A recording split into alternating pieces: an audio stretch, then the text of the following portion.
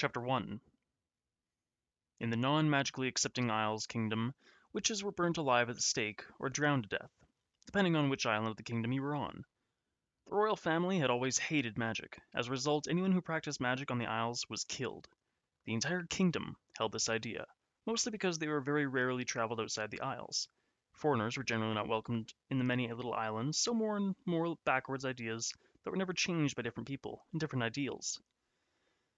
They were a poor kingdom. All they had of value was the Isle pearls. A string of these pearls held a greater value than gold or diamonds. However, pearls were rare to find. 60 years before the beginning of our story, King Zahir II came into power. He built up the Isle's navy and began to raid the mainland with vigor that hadn't been seen in years. He even had the northern kings worried about protecting their shores, and they were the most ruthless kings of Etrila. Through strategic planning and cunning, King Zahir even arranged for his eldest son, Eshek, to be betrothed to a princess from the kingdom of Dala, whose borders were on the south side of the Salt River. Princess Rosabelle was the first time that the Isles royalty had married outside their own nobility in centuries. She was picked mostly because came a large dowry, even though King Zahir had to swear that he would no longer raid Dala as part of the betrothal contract. He desperately needed the coin that came with Rosabelle so he could build more ships and raid more. He wanted to explore the rest of the world. From the second Eshek seen his bride step from the ship, he was smitten. With captivating violet eyes and vibrant red hair and a sweetness that had so besotted all that knew her, Rosabelle was beloved to all that met her. Eshek and Rosabelle weren't married a year before she had a healthy son named after Zahir, after his grandfather. Rosabelle produced 3 sons in 4 years, each strong and healthy. Now that domestic issues at home were cared for, the king planned to begin adventuring after the winter months. However, with the death of the winter weather came his own death. His age had finally caught up with him, and chest pains caused him to be bedridden for a few months up until the birth of Eshek and Rosabelle's 4th son. Vlados came the death of the king. In the summer solstice, Eshek and Rosabelle were crowned king and queen of the Isles. While King Zahir had been a talented military leader, his heir was not. With King Eshek coming into power, the economy fell for this king, cared only for ale, wenching and raiding. Whatever he managed to come back with from raids was often not enough to feed all his people, but he didn't care. His brother Prince Corin herded him to raid like someone would lead a dumb ox. And as the years passed and the economy began to crash, Queen Rosabelle gave her king 3 more healthy sons within 5 years. Her last child was her most difficult birth, a girl they named Celine. After the birth of her daughter, her 8th child in 9 years, the midwives had advised King Eshek to leave his wife alone. Eshek had grown to love his wife in a twisted, drunken way. She was an obedient wife and patient mother to their many children, so he willingly left his wife alone and staggered through many peasant girls. And all the local gentry approved of how Queen Rosabelle gracefully looked the other way at her husband's indiscretions. Though they'd be shocked to know that the queen was so relieved to be left by her husband, and that the castle staff were made of women that would willingly sleep with the king to keep him from his wife. The queen had kept her distance from the other nobility of the Isles kingdom, as she had spent most of her time birthing heirs for the throne. She was respected by the nobles. They just didn't know her well. Those who did know her knew her to be sweet, caring, and sympathetic to the plight of the Islers. The years passed until, finally, Prince Zahir was of an age to be betrothed. His uncles picked a proper princess from another southern seafaring kingdom, the kingdom of Drela. She was a sister to the next king. She was 2 years younger than Zahir. The betrothal was ironed out when he was 17. It was arranged that Princess Abigail would come to the Isles in the following spring when she would be 16, and the marriage celebrated then. While they waited for the spring, Rosabelle had the castles completely remodeled. This was to make room for what she expected to be a multitude of grandchildren, as her 3 oldest sons were all betrothed. Zahir's betrothed arrived on a sunny day, rare for the early spring. Rosabelle insisted that all the family be waiting for the princess. At 35 years of age, the queen was still a beautiful woman. Strings and strings of pearls decked her frame. She wore a thick wool, for she was always cold from the bleak weather. A large gold crown sat on her head, and her hair was piled up around it. Right now, she was observing her husband with concern. His clothes were stained, and his crown was crooked. His eyes were red, and he swayed lightly in spot. Only his brothers held him up steady between them. She sighed internally and took out a handkerchief. Stepping to him, she wiped its face the best she could. "My king, could you not have stayed away from the ale last night?" she asked him, and he grinned at her like a large overgrown child. "Celebrating the betrothal, my dear. It's not every day that your eldest gets ready to whelp a new generation." Eshek slurred at her, and Rosabelle shook her head at him and waved her brother-in-law to his side, where she took his spot. They waited as the large ship holding the ambassador, his wife, and the princess and her entourage. Rosabelle supported her husband, allowing him to rest on her as they waited for the plank to be lowered. Rosabelle's first view of her future daughter-in-law made her pleased. Escorted on the arm of the ambassador was a girl of average height. She had no blemishes of any kind on her face, but had a plump, full figure. Her hair was long and covered in a veil. Her skin was pale cream and her eyes green. She looked nervous as she bowed before the king and the queen. The ambassador bowed before Prince Corin a few feet away before they both turned. "King Eshek and Queen Rosabelle, this is Ambassador Johann, his wife, the Lady Kaisa. They have come to witness the marriage of our Prince Zahir to Princess Abigail." Prince Corin gave them the introductions, and Ambassador Johann drew the princess forward. She sank into a deep curtsy, first to the king and queen, and then a blush stained her eyes as her betrothed stepped forward. A cold young man, Zahir was a smart man, and he bowed over the hand of his bride and kissed it gently. "Princess Abigail, your miniature doesn't do you even a bit of justice. You are outstanding." He bowed over her hand with a smile that sent a deeper blush to her cheeks. She went to move away, but he tucked her hand into the crook of his arm and began to walk her towards waiting litters being pulled by small ponies at the end of the dock. His voice, charming and not still cold, as he told her about the history of the capital. Lady Kaisa bowed to the king and then drifted after them at a sedate but appropriate pace as the princess's chaperone. Rosabelle turned her attention to the party in general. "Shall we adjourn to the great hall where refreshments are ready for us all?" she proposed, and extended an arm to the waiting litters. She took her king's arm and guided him to his own waiting litter. The castle was only a mile away, but it was uphill, and well, it wasn't that hard a walk for men and the peasant women. It was hard for women in corsets and petticoats, and for drunk kings. After she deposited her husband in this litter, she turned to her own. Her personal men-at-arms surrounded her litter. They had been with her since she had left for her own kingdom for marriage. Fidelius was the head of her guard, and he waited to help her up into the litter. On the other side of the litter stood the two brothers, Warren and Witten. They wore only a sword, and not much else for weapons. The two brothers had already placed the small princess in the middle of the litter. Fidelius smiled happily at his queen and helped her up onto the litter, and then picked up the stool. "What do you think of her puppet?" Rosabelle asked her daughters, and smiled tenderly at her daughter. Celine was a miniature of her mother. At 12 years of age, her hair was long enough to be close to her hips. It was wild in ringlets and curls and brighter than the brightest flame. Her eyes were violet, but one great difference separated queen and child. Celine had a temper and a passion to stick to her morals. It had already caused many fights between her and her brothers. She was a fighter and had a very loud opinion. It wasn't a good combination with the rest of the family. Celine fiddled with her necklace, which was a present from Rosabelle's brother, King Regan of Dala. It was a silver rose. She was never able to hold still. "She seemed really pretty, Mamma. Too pretty for one of my brothers." Rosabelle chuckled at this. Celine and her brothers did not get along.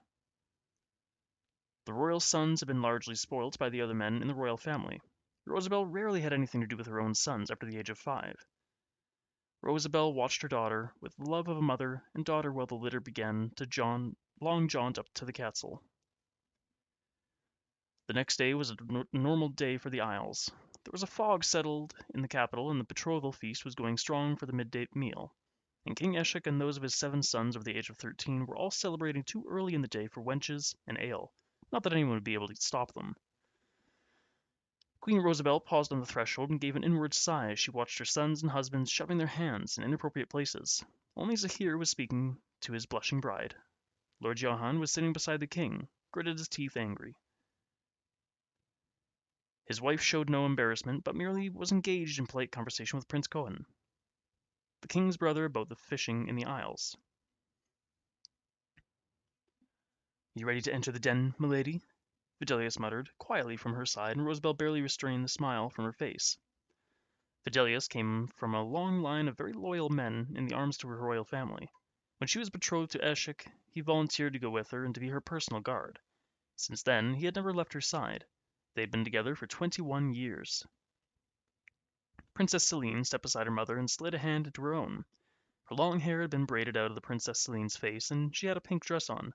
Horrible color for her, but the Princess Abigail had brought it for her, not realizing that well of all King Eshek's sons were blonde or brunette. His daughter took after her mother. Still, it fit her very well, and it was polite to wear it to the princess's betrothal ceremony. Her jewelry was not like Rosabel's, for after each son Eshek had continually bestowed on his wife Isle's pearls, the most valuable pearls in the world, and she had enough to feed the small kingdom for years draped on her body, set in gold rings and in necklaces and even in her gold crown. On Princess Celine's body was a simply adorned with a beautiful silver necklace of a beautiful rose. It was a special necklace, given to Celine by her uncle, King Regan, on her 5th birthday. "Are you okay, Mama?" Celine asked, having to speak loudly so that her small voice could be heard overtop the loud, festive, and wench's shrieks. Rosabel gently brushed a lock of hair out of Celine's face. "Of course, my darling. Now do you remember that you were going to sit with Helen and be quiet, right? Your brothers act a bit silly when they have been drinking." She reminded her daughter with just a touch of anxiety in her voice, for she was very concerned when her daughter had to leave the nursery and be by her brothers. Her brothers didn't know what to think about this brassy little girl, who, if she had been born as a boy, she would have been a well-beloved and accepted little boy. But as it is, little ladies were not overactive like Celine was. Ladies didn't play with swords or throw things. Little ladies learned how to embroider and made good marriages profitable to their families. That simply was not who Celine was.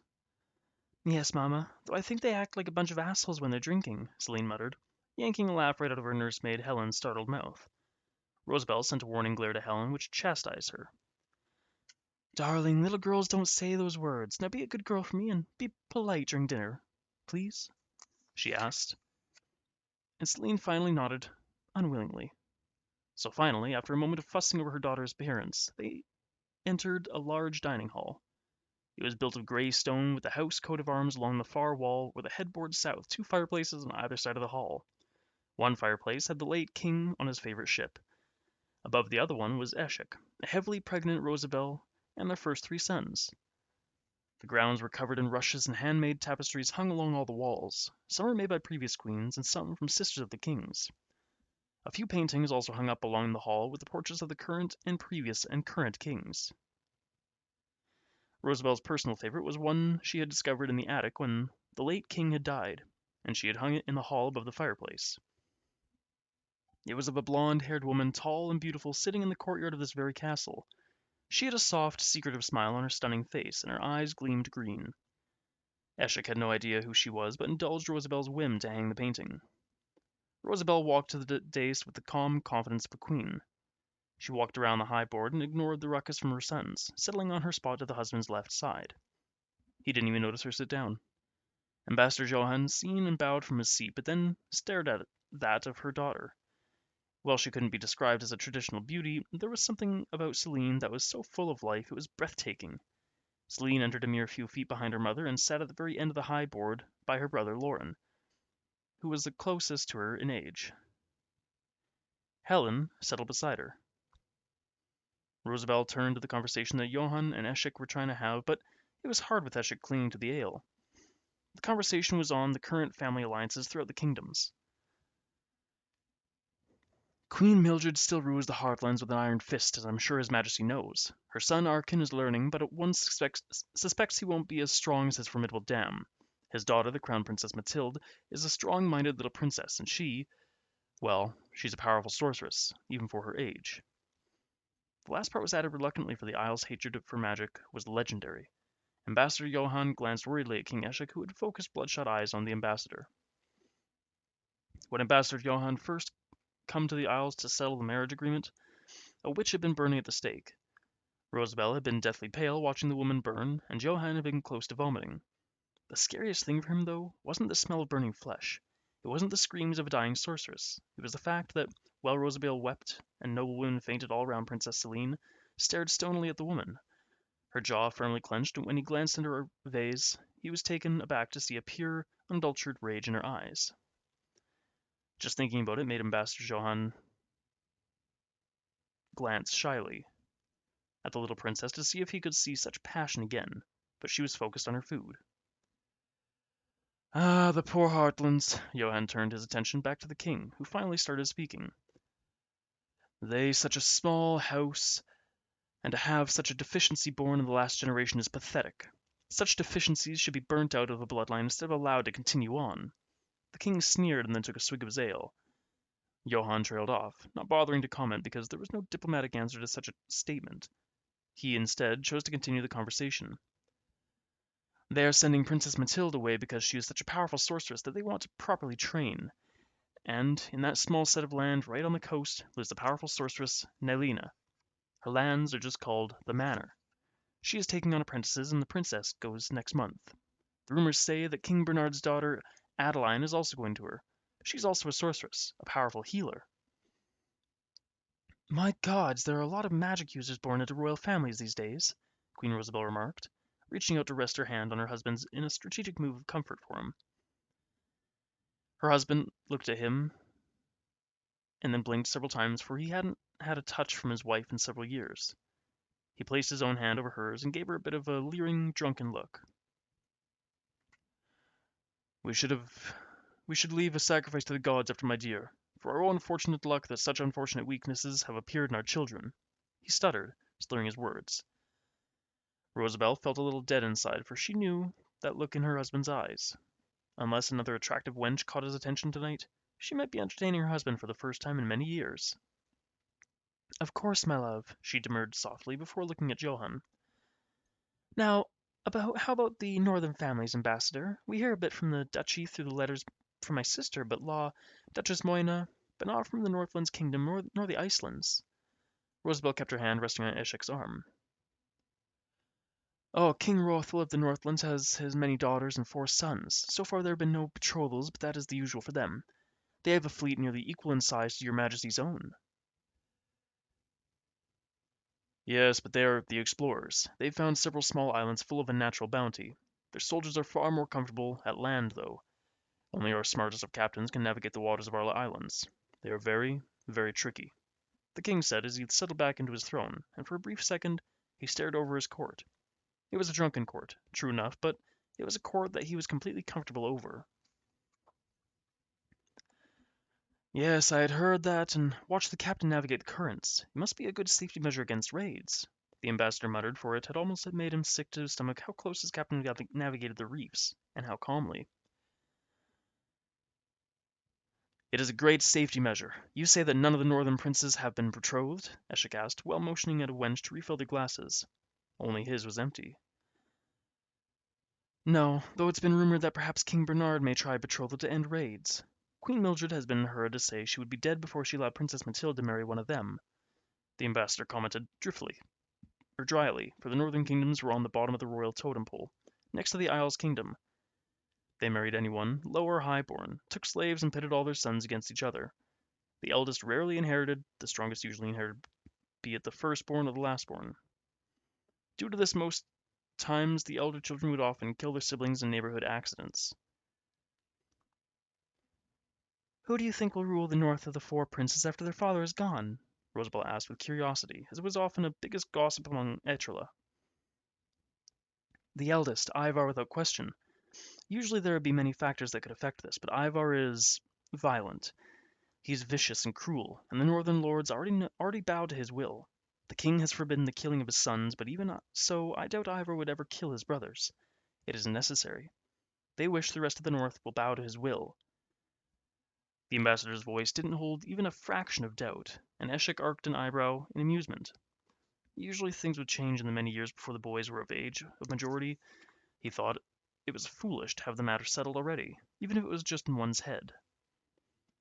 There are many young members of multiple royalties to be betrothed, the ambassador noted before a large shout of laughter echoed across the hall, and they turned to look at a serving wench slapped one of the princes across the face, and tried to get out of his grasp.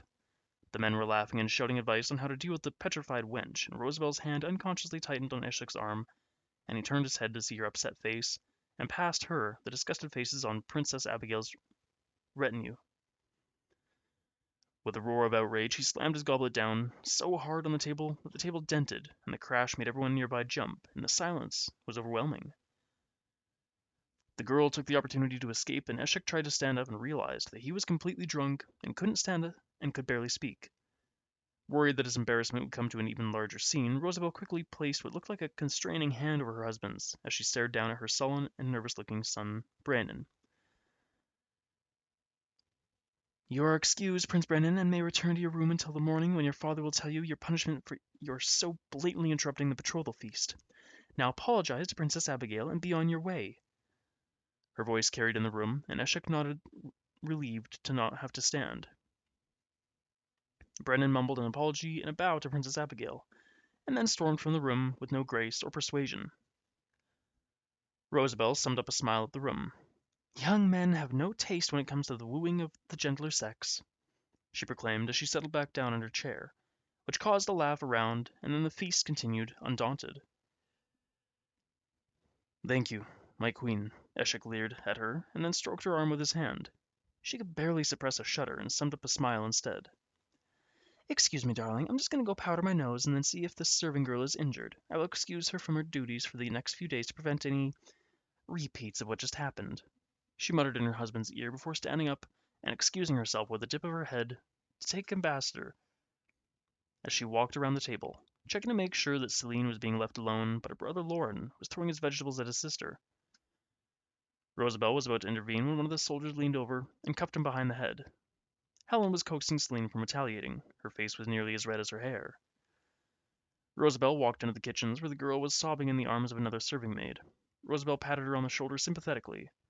Are you all right, Mary? She asked gently, and the girl looked up and teary and wiped her eyes. Aye, my lady, this lordship just threw me for a loop. I'll be fine in a few minutes and can continue if you'd like, she offered it, and Rosabelle smiled back at her. No, dear, I want you to go home for a few days to recover and give my son a few days to calm himself down, Rosabelle told her, and gently adjusted her torn dress. The girl nodded, struggling, wiping her eyes. Aye, milady. Thank you, milady. The girl tried to not sound too relieved, but Rosabelle remained long enough to watch her rush out of the castle and down to the village where she lived with her parents. Rosabelle turned to the cook, a strong, mean man who took no nonsense, the reason why her sons never followed any of the girls into the kitchen. He wielded his rolling pin like it was a sword, and Prince Zahir had learnt that when he was trying to assault a girl in the kitchen, and he had nearly been killed when the cook turned around and panned him over the head with it. Even Eshek behaved himself around the older man, since the chef had been here since his father's hand, and had panned him when he was young and trying to get a feel on his serving wench. Perhaps call in the older ladies for the next few weeks, and keep the girls in the kitchen with you, chef? She asked, wincing as he smacked his rolling pin in his hands, glaring past her. She knew that no one was behind her, but the chef's hatred of the royal sons was legendary. Aye, milady. He patted her on the arm sympathetically, watching her back out the door. Chef's love and sympathy for the pitied queen was also legendary. He always made sure her and the princess's food was the best of the best. She quickly re-entered the hall and found a wench sitting in her husband's lap. The ambassador was shocked, but had turned to discuss something with Prince Zahir.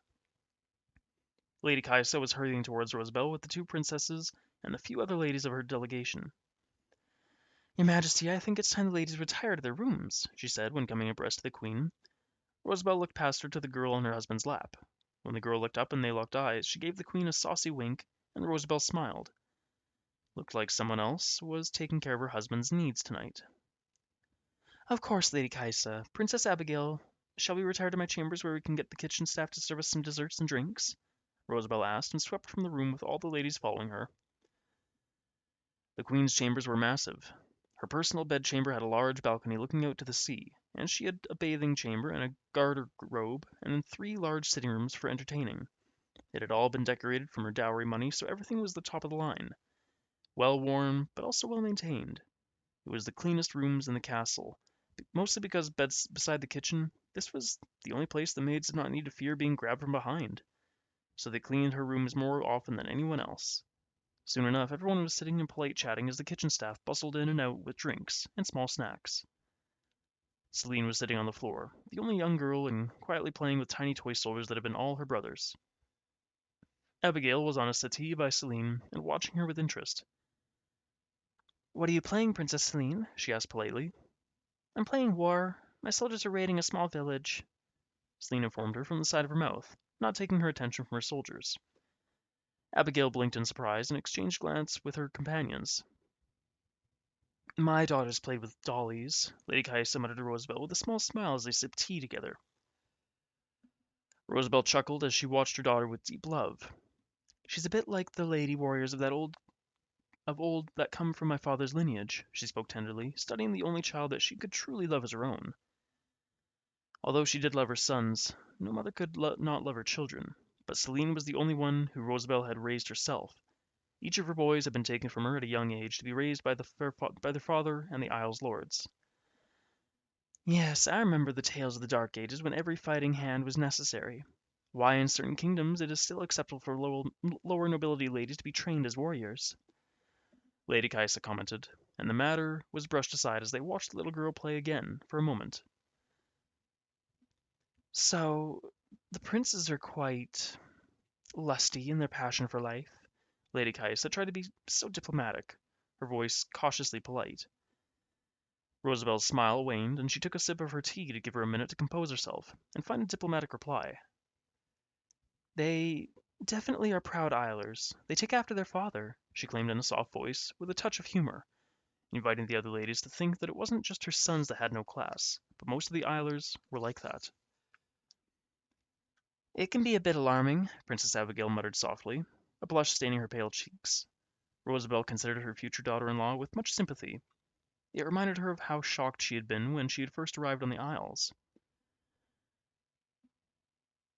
Just do what I do, and put a crab in their beds when they're asses, Princess Celine remarked, as she moved her men into a better position and then moved off some dead men to the side.